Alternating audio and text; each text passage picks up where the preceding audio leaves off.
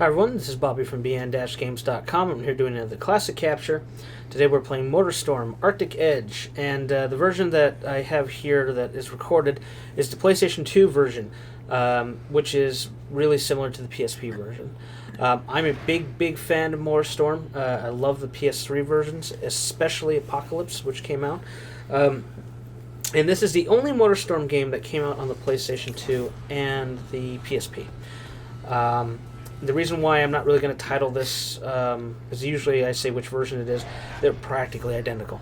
Yeah, well, this was the time where they were porting over a lot of PSP stuff to the PS2, like Liberty City Stories. Yeah, and they both came out within a month of each other. And the only real major difference between the two, other than one you can play on the TV natively, is that the PSP version had online game modes, where the PS2 version did not. PS2 version has split screen, and that's it, which is kind of disappointing. Although I'm sure those services would have been, or if not already down by this point. But I would have liked at least a LAN mode, considering. Well, yeah, but didn't the PSP version have like multiplayer, like local? I think it did. I think it was local ad hoc. I don't have it anymore. I actually bought this one brand new for like $15. I had the PSP version. I used to play the PSP version a lot when it first came out. It is a true Motorstorm game. It kind of handles like the second one, Pacific Rift, closer to that, but it is a much easier racing game. It's not as punishing. So you crash every 25 seconds. Yeah, actually, I did pretty good. This video, I'm not going to talk through the whole thing because I actually recorded a race for pretty much every vehicle type. And the main theme of Arctic Edge is there's snow and ice. It's all based in snow and ice. And some of the vehicles that are in this game have not shown up in the other console releases, such as not jet skis, snowmobiles, treaded tanks, like rubber treaded tank vehicle types. I would call them tanks, but they're not really. Track tanks. Yeah, something like that. And overall, it's an easier game. That it does multipathing just like the other Motorstorm games do, but all the paths are really wide. Where in the console versions, they're a lot. Well, that's why in the console versions there was really a path. The paths were pretty specific to vehicle type. Yeah. I mean, if you didn't take your proper path, then you had a major disadvantage. Yeah, I would say if you were interested in playing it, I would play it on the PS2 versus PSP, just because it's better on a larger screen. Yeah, this track kind of reminded me of the Bunta Classic from Racer. Yeah, some of them will do that. It's a true Motorstorm game, and the funny thing is, the first Motorstorm came out on the PS3, and the second one, and then this one was released. It was like, oh, okay, we'll release it on the other console. Well, it was released on the PSP just so they had a portable version, and then it was brought to the PS2 kind of because like that was when they were starting to make the budget titles on the PS2 out of PSP games, like I said, Liberty City, Vice City Stories. The major problem with the game is it came out way too late in the PS2 life cycle. It came out in 2009, late 2009. So I would say a lot of people skipped it because they had already moved over to the PS3 or Xbox 360 by that time. And when this one had come out on the Vita, I think it was Pacific Rift that had come out on PS3. Yeah, at the same time. Yeah, it was around the same time. So that's why, I mean, really, this was meant to just be the portable version. Yeah, so, I mean, either way, it was kind of forgotten, and the PSP wasn't doing very well at the time anyway, so it didn't sell well there. PSP never did well. It's not in the States. And then the PSP version eventually got packaged a lot with other games.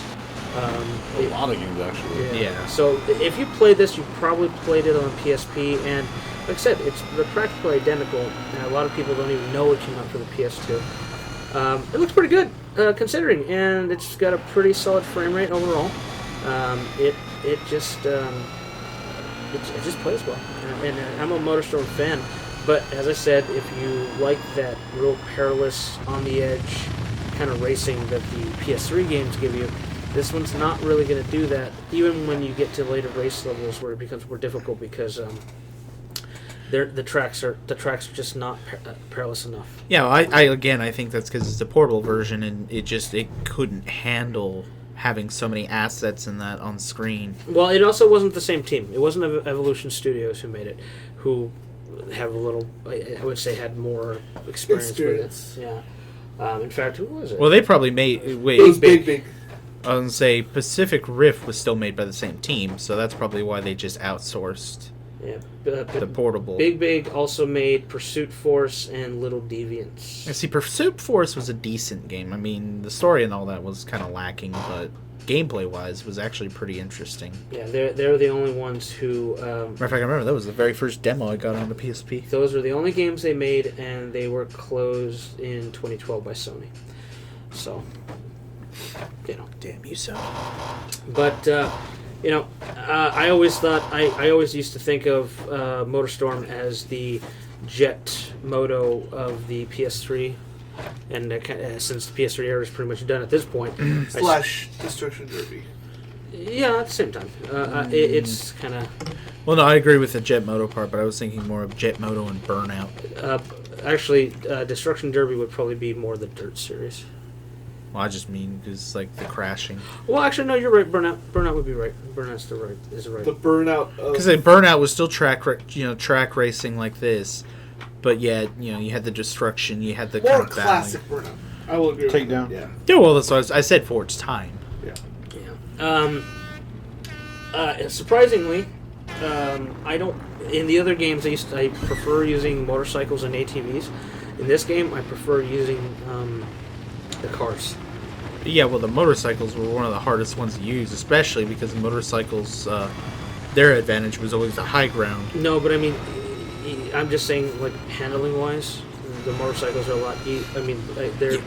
I prefer them in those games, except for the monster truck, obviously. Yeah, well, no, I mean, the Squirmish... But, well, that's what I mean. The Squirmish are harder to handle. The guy's light, flick him everywhere. Well, also the physics in this game are not as accurate or as unpredictable.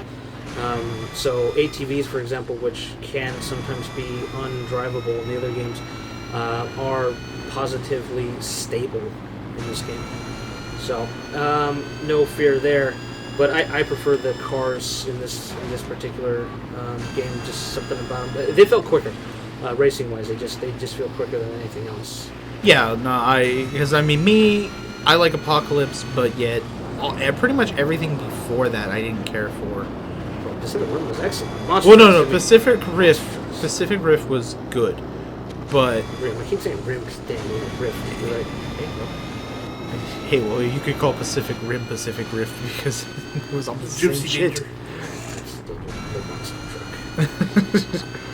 But I mean, in any way, I mean, because I've always been a huge racing game fan, and Motorstorm, the first one, didn't do anything for me. Motorstorm 1 was too proof of concept. Yeah, but I mean, either way, I mean, I think it's just it's good for what it is. I mean, if you're looking for a racer, you still have a PS2. Yeah. Or especially if you're a PS2 collector. I mean, this game is dirt cheap.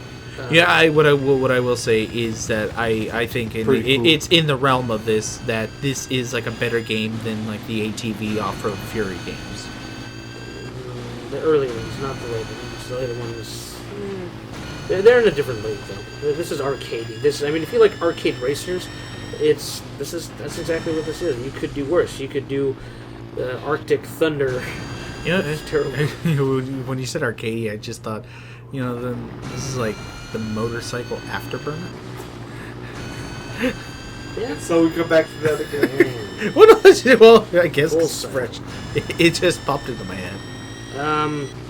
So yeah, I mean the tracks they're all different. They don't feel the same. But, as I said, they're really open. You can see that here. It's just really open. There's very few obstacles in the way. Also, this looks like it'd be a good snowboarding track. Yeah, cool borders. Cool borders. Yeah, that would work. I don't know.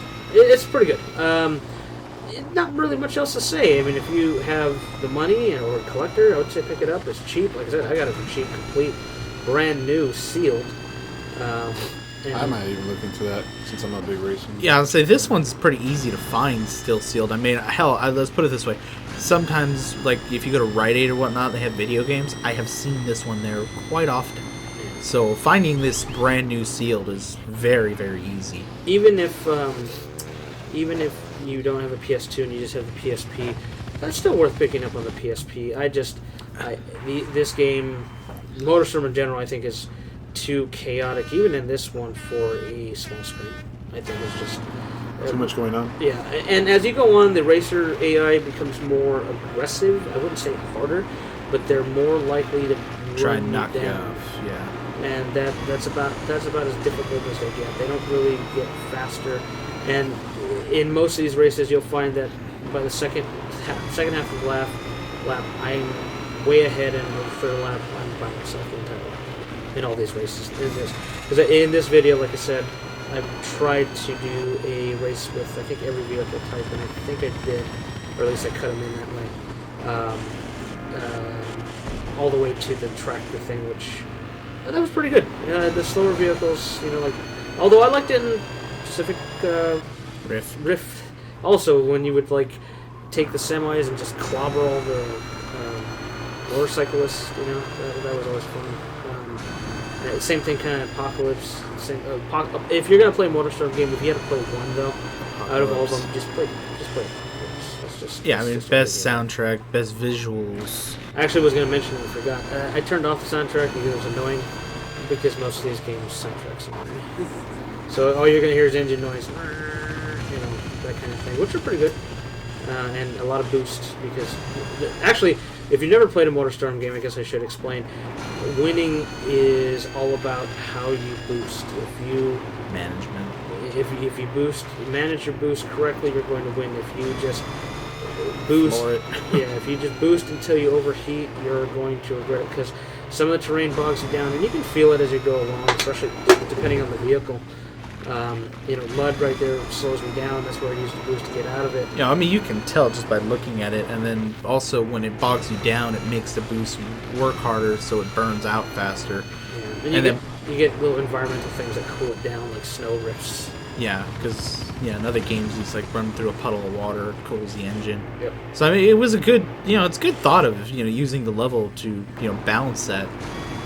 Because I mean, if you burn out the boost, you just blow up, and you blow up, it's you lose time usually. Usually, you end up like 3 spots behind where you were. Okay, which I know you played some of Apocalypse. Is that the only one you played? I played the second one, which is the one with the Pacific bridge. Rift. Yeah. I played a little bit of the first one. I don't remember. The first one was more about mud. And So the first one was having just the right dirt vehicle track for racing. the proper mud that you were going to go through. Yeah. And that one was so trial and error. I played the second one a lot. I played Apocalypse. That's what I said. The first one was based on, it was very specific. If you drove a motorcycle, you had to stay on the high ground, because if you went low, you were screwed. That's what I was going to ask you. Visually, it seems to hold up pretty decently. Gameplay-wise, Yeah, like I said, it's pretty good. pretty. I'll give it that. I mean, all the Motorstorms have improved upon each other. It feels like an easier Motorstorm. That's what it comes down to. It's Motorstorm, it's true Motorstorm, but it's not as brutal. It's even in the harder races, you might crash, and it usually in the other games a crash is a complete detriment. But I didn't feel that at all the entire time I played. And I mean, I played a lot of it on the PSP before recording. I put in about 2 hours to get some races, different tracks, and I think I lost one with that thing that I'm racing against on the left. That I want to say it's a crawler, but yeah, that's what I'm talking about, like car tank thing. yeah. That thing I lost with, and that was like 10 races. Let's just call it a tracked vehicle, because I mean that's pretty much what it is. And the only reason because I was trying to get first place and I got second, and I was like, no, that's not good. I need the gold. So burnout syndrome. In a way. Yeah. That's what I It's call it. It's an arcade thing, It's really what it is. But like I said, I like the cars. They're quicker. They feel quicker than anything else, and they usually do well with most of the terrain. And they can knock the motorcycles over when they get in the way, and they don't get knocked too easily by the larger vehicles. So they're a good balance of everything. And like I said, multipathing, they usually are okay for every path. Some vehicles are real bad. Like, you don't want to take motorcycles in the lower pits usually because it's always mud. You want to take them on the high ground. Cars also kind of wreck, but they don't crumple like the PS3 version. I guess that's one. Well, PS3 version has like that burst physics where you can almost see the spark plugs come out of the engine. If you do crash with your racer, Ragdoll? It will ragdoll pretty good. It did that felt right, but car damage. It's a PlayStation 2 game. I was going to say, by this time, ragdoll physics had already been, well. Cemented. Yeah, because I remember when they were like, "Oh wow, ragdoll." Now, Flat Out was a good one for Havoc that. engine. yeah, now it's just like, oh, okay, he's ragdolling everywhere. I'm not sure. Like Saints Row and Grand Theft Auto was like, oh, well, this is just an added feature now. It's, I think in a lot of ways for me, I played this, and I kind of felt it was like an unappreciated feat for the PS2. I just kind of think that a lot of people skipped it, even the PSP version, but let's just say the PS2 version is the best version for it. It's something that people miss because it came out at the wrong time. And it took advantage of the hardware because this does not look like a Generation 1 game, or even a Generation 2 PS2 game. This looks exactly where it came out. The last part of the life cycle of the PS2, it holds up in the same vein that like God of War 2 would, and those sorts of things. I feel it strongly comes visually. It holds up enough. I think I agree. I think it holds up, but since it is on the PS2, I think had it been developed for the PS2, I think it still could have looked better. It probably could have. It was a split port. So PSP games that were ported to PS2, which are some, not too many. It's like 6.